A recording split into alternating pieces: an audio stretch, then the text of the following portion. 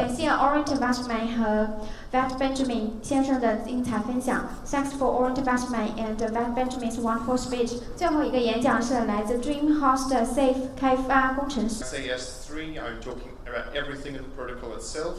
When I say the specification, I mean what AWS has written as their API documentation.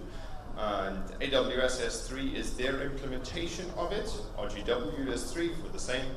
And so now all of the S3 API calls have various features they can either include or be directly used for.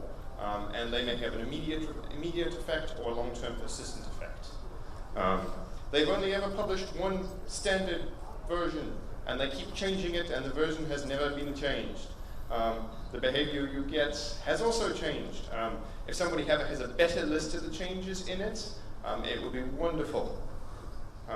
So if you want to figure out which of the features are listed in RGW, there's two places in the RGW docs. One that says feature support and it just tells you the high-level list. And there's a almost hidden page that says this is the compliance doc, and it is even more out of date. The best place to end up looking is in the actual test suite at the moment, and it tests most of the pieces. So what are the various features in AWS S3? We break them down. The side of the storage, they affect how things are being stored, such as the ACL, the storage classes, the encryption, access, how the pieces are accessed or uploaded.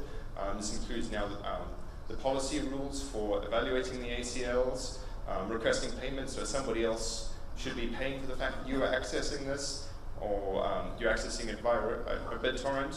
And then separately services as things that are built on top of knowing this data, such as please tell me, build a list of everything that's in the bucket at the end of the day and write it to another object that we can fetch this, or generate notifications when new objects arrive in the bucket. So which of these were already there in Joule? I'm not going to explain all of them. That's what we had there in Joule. And then in Luminous, we gained the lifecycle exploration pieces, the encryption.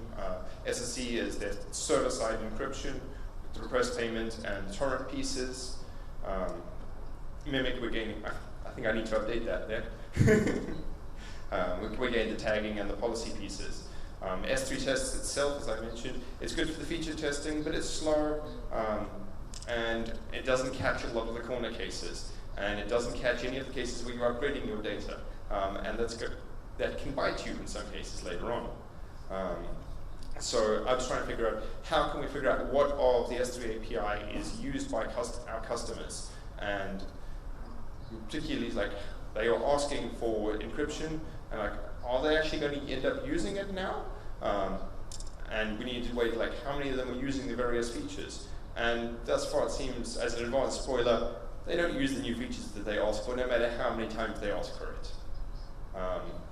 So as to how to do this, the only effective way ended up being passing the requests as they were coming in from all of the HTTP headers. And RGW is already doing it, but it's spread all over. And if you meaningfully pass it ahead of time, you can have it all in one place. Let's say not in RGW itself. So either you can do it from the operations log, or in the raw RGW side, or in my case, I decided we should we already have a reverse proxy load balancer, and I ended up writing an HA proxy Lua plugin to capture these pieces. It passes the entire request ahead of time. It does not even yet have the body that's not yet come in. It can start processing this as soon as the headers are finished. And it tries to end up putting the names of the ACLs are used to classify all of the requests. So the get ACL is literally logged in as this was a get ACL request, and you don't have to do any other parsing of it. And I can see from which of the headers there are, oh, this was a write request that did happen to have SSE on it. And after this, you have to separately capture the RGW response and say, okay, this wasn't actually a successful request. I can just throw away the parsing I've done. If there's a better way of doing this in future, that would be great, but there isn't. So Some brief statistics here. DreamHost public cloud offering is mostly targeted at really low skill, like here, just put your, this is an S3 cloud you can use just like Amazon's, but the user base for it is not particularly skilled, and many of them just end up using it from existing products like CloudBerry Backup, or plug it into their QNAP, say, here, your QNAP, you can use an external cloud service for an extra backup of your little NAS at home. And they write lots of objects, they set some ACLs on them, and they do almost nothing else. For all the people that are asking for encryption, if your tool didn't set it automatically, it didn't get used. Nobody else is using the encryption manually, which was a surprise after all the people that were asking for it. So now on to the other meaty things. Where do things end up changing between the specification and the AWS implementation and the RGW implementation? AWS itself is mostly more lenient than their specification says, and it's not, AWS itself is also not consistent depending on which region you're asking. You will get different behavior. And RGW, however, is mostly based on the specification. Nobody has really taken the time thus far to look at how it differs in the AWS implementation and implement that in RGW as well. So a good initial example of that is the create bucket request. If you send your create bucket request for a bucket name that already exists to the original AWS region, it'll tell you 200, okay, I'm done. I didn't have to do anything. If you send it to any of the other regions, no, you'll get an error code. And it says, no, the bucket's already owned by you. And there are clients that get both of these wrong. Or they hard code, oh, you're sending this to the US East 1 region, I'm going to expect the 200.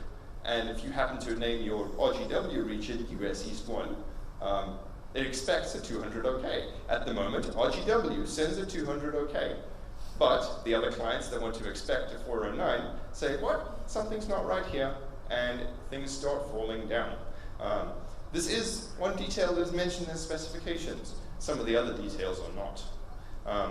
So, as a very quick show of hands, should an HTTP put include a content length header? Yes or no? Put your hand up for yes. Okay, most of you are doing better than the code base at the moment. The specification says yes. The AWS examples, however, are not consistent, and many of them don't include a content-length header. RGW will correctly pass it if it was there, if it was a dual version or earlier, and will get most of the cases correct when there isn't there.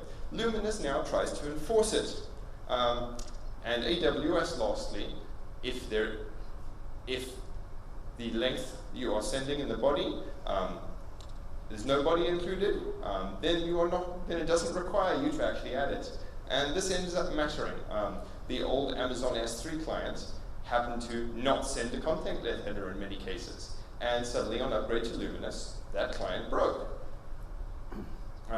So I ended up using the same HA proxy load balancer to patch those requests. I could see that they did not have any body to them, and there was no content-length header because they were just the ACL operation. And I just injected content-length 0 into it because I could turn that around quicker as a fix than fixing RGW itself. So, how many times have you heard from your users that this client doesn't want to work quite right against my Ceph cluster? They have that same hard-coded logic that I was mentioning for regions like the US East 1.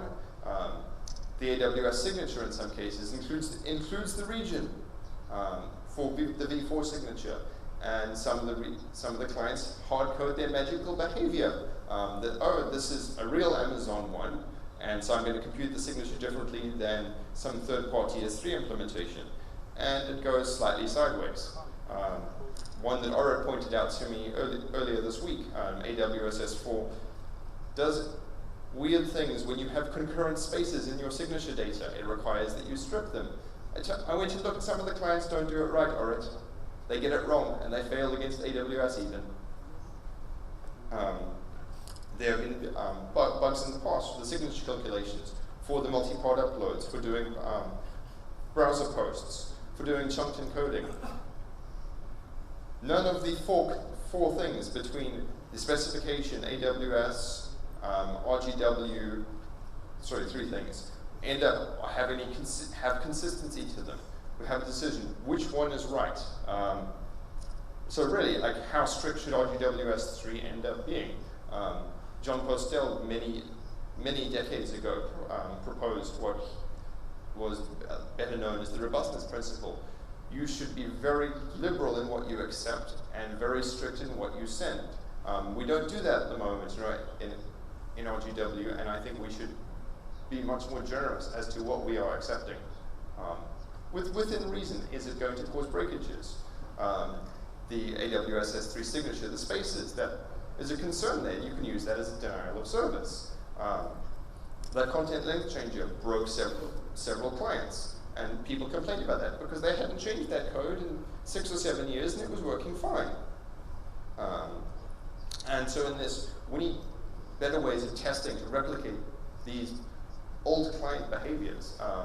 And in some cases, we cannot outright do that with the existing S3 tests because the requests HTTP library thinks, oh, I'm going to write more correct headers. No, I want to send the headers that I am sending that look a little bit odd and a little bit strange because that is the test case themselves. There are parts of AWS that are sufficiently old that they're actually based on HTTP 1.0, and you can skip sending a host header, and you can send the full host name as the start of your bucket, as the start of your URL with the bucket there, and AWS works. It's an HTTP 1.0 request, and AWS serves it correctly. RGW does not.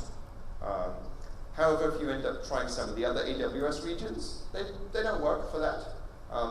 This is not mentioned in their documentation whatsoever.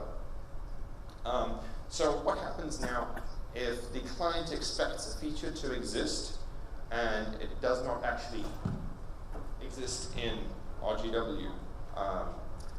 The protocol, in many cases, the response will not give you any feedback about those features. You could requery your data to see if it is there. However, you're going to have to watch out because if your S3 implementation is only eventually consistent, like AWS is, RGW does a much better job of immediate consistency. You might not be able to know yet, was my object written as I expected it? One that ended up biting us was encryption. So if your client was already setting encryption headers in a dual version, what happened? It would happily take it and write your data out to disk unencrypted, and your client would think, oh, okay, my data must have been encrypted by the cloud service. I'm going to store the associated key that I generated for it, for server-side encryption client variant, where you pass the key to it. And the client carried on fine. Oh, that was encrypted, everything's good, I'm going to hang on to this key. We upgraded our production cluster to Luminous, and the new uploads were all encrypted correctly. And the clients came back and said, oh, I want to fetch that data. Here's the key for it.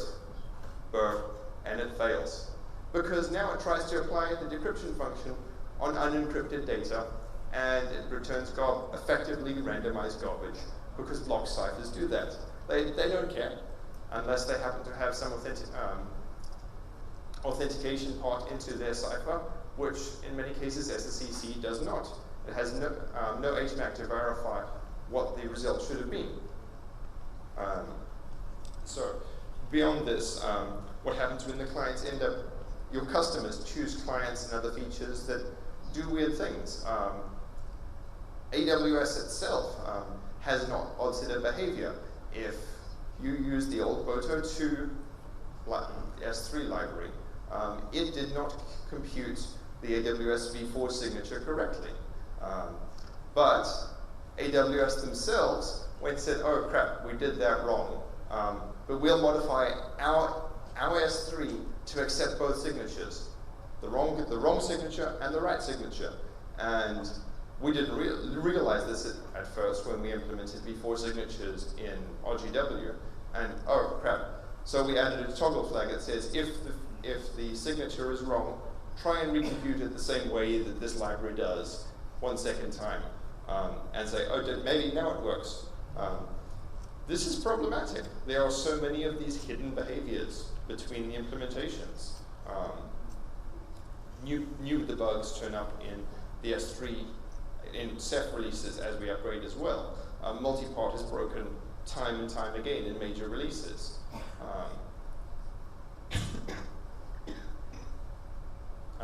Mostly because it has many nuanced corners. Clients upgrade break it as well. CyberDAP is a very popular client implementation for our customers. They could just use it like an FTP client.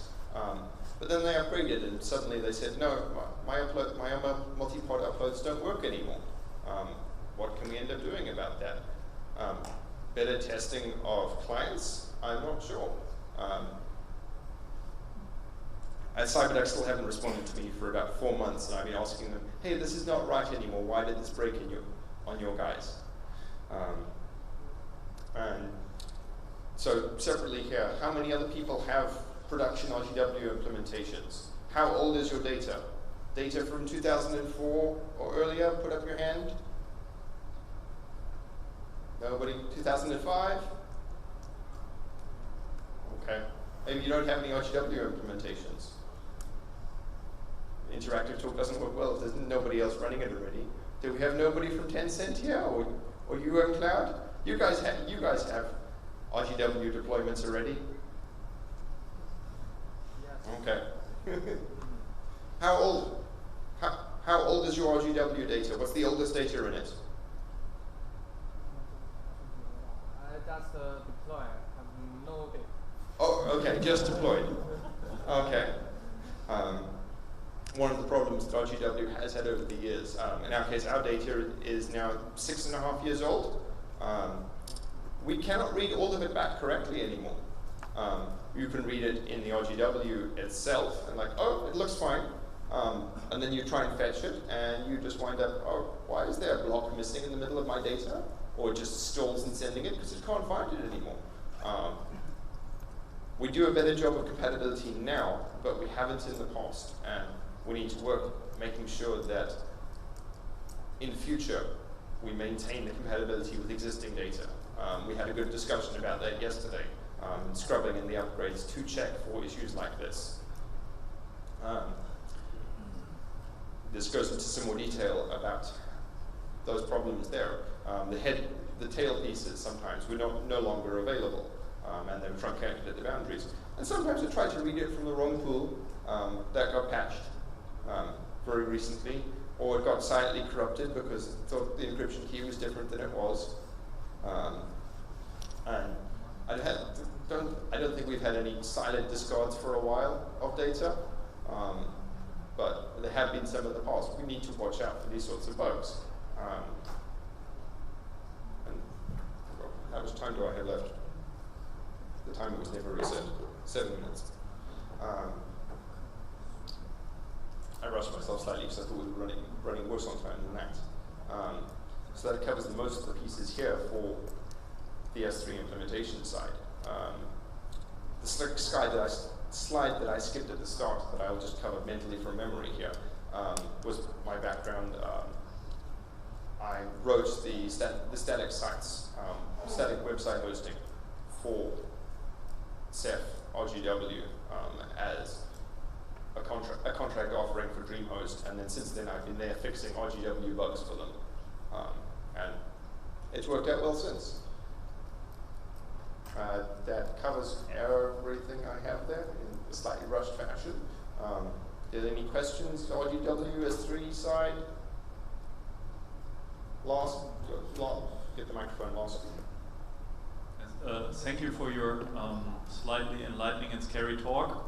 Is this S3 only, or is Swift doing just as badly, better? Swift has some equally terrible things. One of the Swift specification, for example, says that a valid bucket name is 254 characters of Unicode. It doesn't prohibit slashes. It doesn't prohibit spaces. It doesn't prohibit anything else. And some of these bucket names cause some very weird breakages in various clients. If the client even let you set the bucket name in the first place. Some of the other pieces there that some of the metadata, if it was written out in S3, does not get read back correctly in Swift, or vice versa. I think perhaps the Swift and S3 buckets need to start living in separate namespaces. It would probably upset some people that they became disconnected, but I think the safety of the data would be much improved if that was the case. More questions?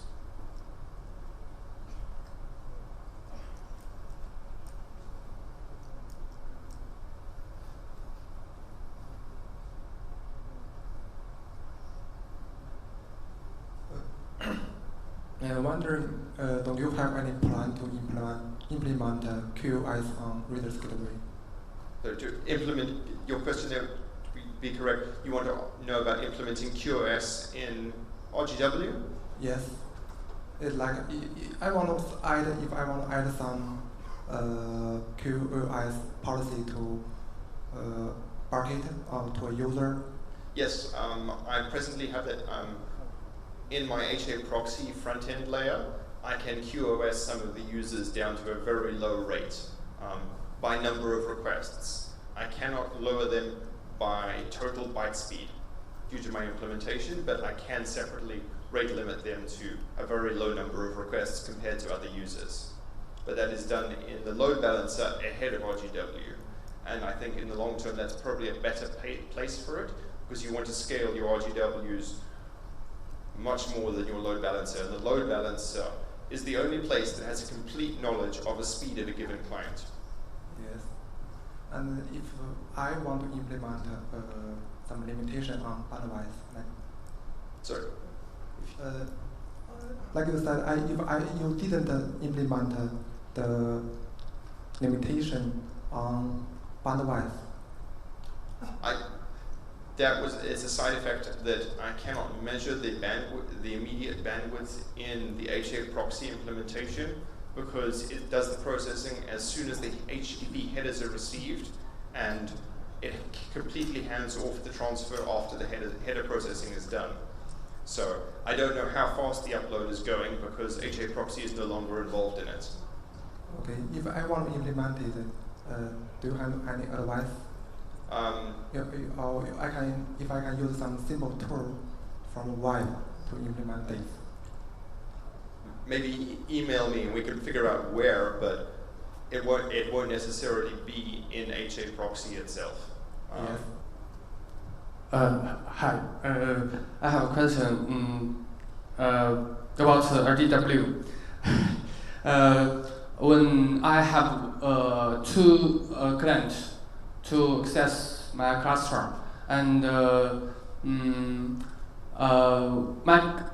these two clients use the same user name, and they will access the same object. One client maybe modify or overwrite this object. Another client maybe delete this client. I want to know how the RGW deal with this situation. The first one wins. The first client will generally win in this. You need some way of managing your clients to deconflict them. It have the time or what to protect the order. These conflicts are adjudicated in the bucket. Isn't that the microphone? Use This sort of conflict or these races. Turn the microphone on. Please open. This race is resolved inside the readiness gateway. Basically by getting next log when both operations reach one of their OSDs, and as Arvin says, that's a correct answer. The first one's good. Well, it's kind of more complicated, but yes. I don't know. You just show the the versioning. Well, yeah, if you enable versioning. It's use the versioning to protect the other. Oh yes, if you use the versioning protocol of S3 or Swift, you can. I'm sorry, I want to ask him. Well, we're out of time now. Thank you, everybody.